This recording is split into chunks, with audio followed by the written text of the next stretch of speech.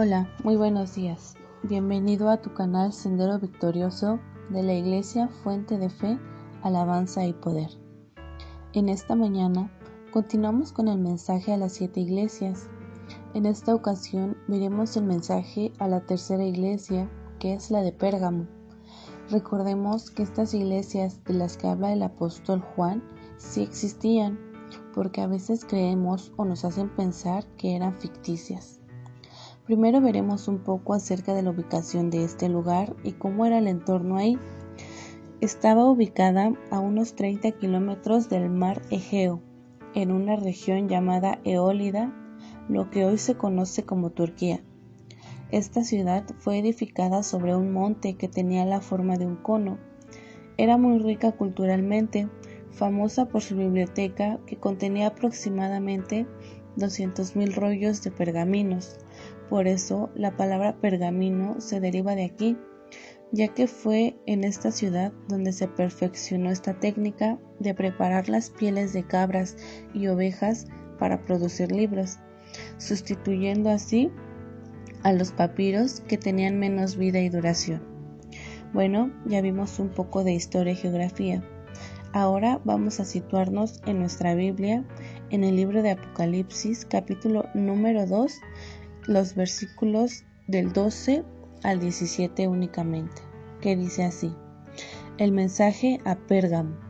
Y escribe al ángel de la iglesia en Pérgamo, el que tiene la espada aguda de 2 filos dice esto: yo conozco tus obras y dónde moras, donde está el trono de Satanás, pero retienes mi nombre y no has negado mi fe, ni aun en los días en que Antipas, mi testigo fiel, fue muerto entre vosotros, donde mora Satanás. Pero tengo unas pocas cosas contra ti, que tienes ahí a los que retienen la doctrina de Balaam, que enseñan a Balac a poner tropiezo ante los hijos de Israel, a comer de cosas sacrificadas a los ídolos y a cometer fornicación.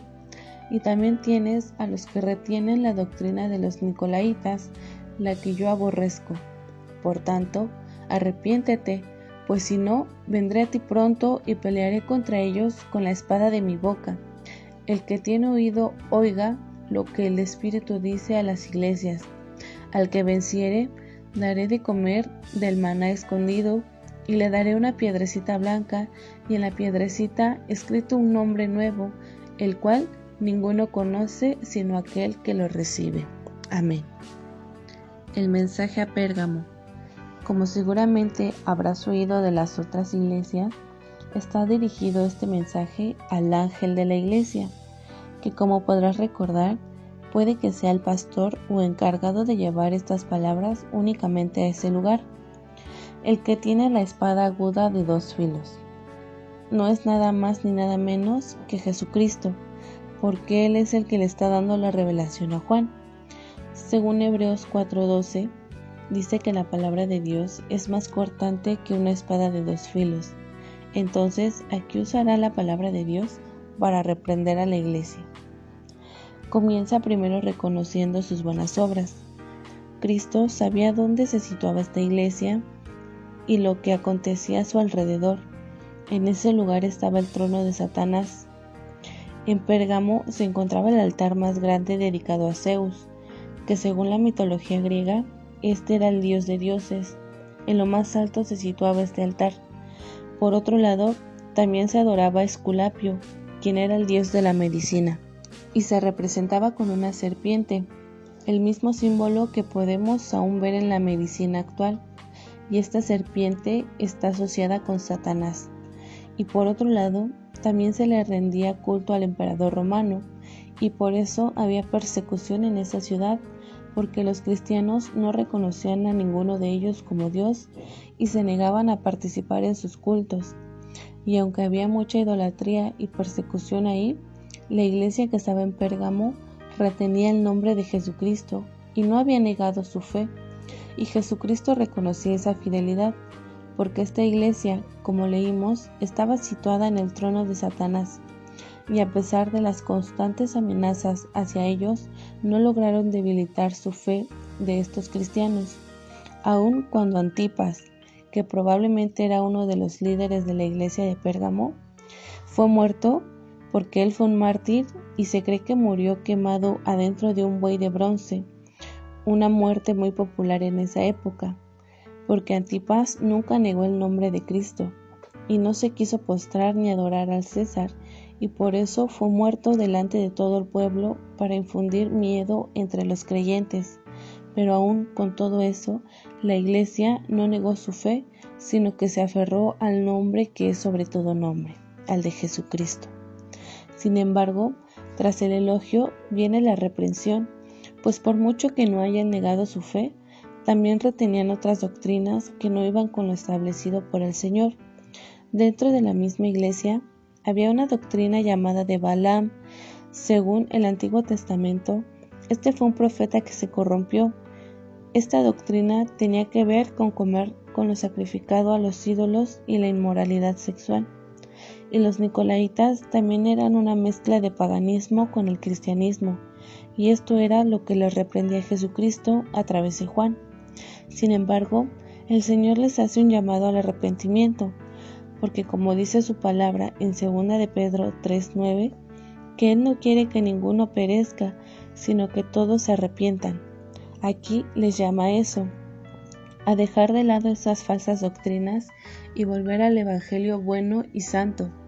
De otro modo, dice que vendría a ellos pronto y pelearía contra ellos, como acabamos de ver con la doctrina de Balaam, para que el pueblo no se siguiera corrompiendo. Según en el Antiguo Testamento, castigó a Israel matando a 24,000 hombres por el pecado que se originó a través de Balaam, pero esta acción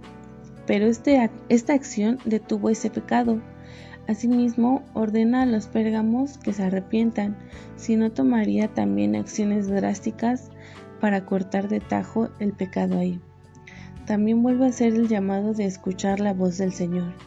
El que tiene oídos, oiga lo que el Espíritu dice a las iglesias. Pero también puede utilizarse como reproche a aquellos que, aunque tienen oídos, los cierran a la voz de Dios, dejándose guiar por la voz de hombres. Después de esto viene la recompensa que Cristo promete a esta iglesia. Al que venciere, daré de comer el maná escondido. Como bien vimos al principio, en esta ciudad se hacían grandes sacrificios a los dioses griegos y al César, y se hacían banquetes en honor a ellos, y los creyentes incluso comían de ahí, siguiendo la doctrina de Balaam, pero el Señor les dice que Él les daría del maná escondido. Esto es una comida especial y no precisamente habla de algo físico, sino que tiene que ver más con lo espiritual. Cristo es nuestro pan de vida. El maná, recordemos que era con lo que se alimentaba a Israel cuando salió de Egipto y caminó por el desierto. Era un alimento enviado por Dios únicamente, y para los pérgamos era ese alimento que los ayudaría a sobrellevar las situaciones tan adversas que tenían en esa ciudad. Debían dejar de lado la comida sacrificada a ídolos y llenarse del alimento espiritual. Y la segunda promesa que les hace es que les dará una piedrecita blanca al que venciere también. Esta piedra tenía varios significados en esa época. Se cree que se daba esa piedra al ganador de los Juegos Olímpicos y el portador tenía distinciones y privilegios. También se daba esta piedra blanca al reo que quedaba absuelto de una condena. Y también se usaba como símbolo de amistad. Se partía en dos y cada uno se llevaba la parte que tenía el nombre del otro, como prueba de unión y comunión permanente. En cualquiera de estos casos podemos obtener algún privilegio o favor especial, pero lo que menciona aquí es que dice que tendría un nombre que nadie conoce. Vemos la intención de Cristo de tener una comunicación íntima y personal con cada uno de quienes lo reciben. En la antigüedad, el nombre de una persona se elegía en base a su personalidad y cualidades, y su nombre representaba todo eso. Así Cristo les daría un nombre nuevo. Concluyendo con el mensaje a la iglesia de Pérgamo, podemos ver que aún en estos tiempos hay muchos lugares donde se sufre a causa del Evangelio, donde aún hay muertes a causa de su nombre, y nosotros que tenemos la libertad de hacerlo y profesar su nombre, Nos sentimos más atraídos por el mundo y hacemos prácticas que para el mundo son normales, pero para Dios no. El Señor reprende todo esto. No podemos excusarnos en que lo hacemos para atraer a los del mundo, porque a veces, en lugar de evangelizar, somos arrastrados por ellos. Y esto también puede ser una táctica de Satanás para querer destruir la iglesia. A veces usa la persecución y en ocasiones usa la seducción a través de estas situaciones que parecen atractivas e inocentes, pero que al final nos llevan a la muerte. Pero nosotros también tendremos una recompensa al final de nuestra vida con Cristo.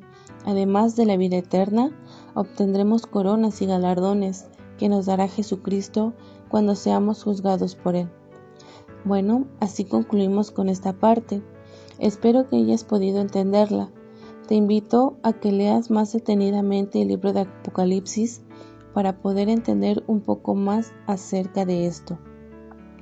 Que el Señor te bendiga y te esperamos el día de mañana para continuar con el siguiente mensaje.